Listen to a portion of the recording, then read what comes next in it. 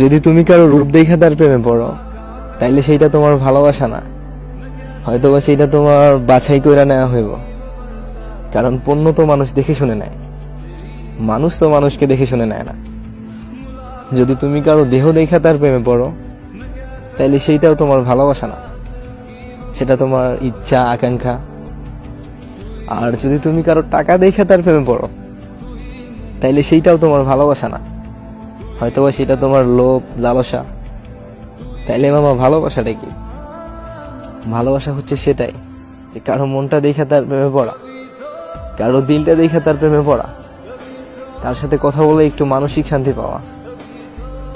তো পরিশেষে একটা কথাই বলতে চাই, ভালোবাসা তো আসলে বর্ণনা করা যায় না, অনুভব করা যায়। তো যদি কাউকে ভালোবাসো, তবে তার দিলটা দেখেই তাকে ভালোবাসো, তার মনটা দেখেই তাকে ভালোবাসো। রূপ সৌন্দর্য টাকা এগুলো চিরদিন থাকে না। ভালোবাসা অবিরাম।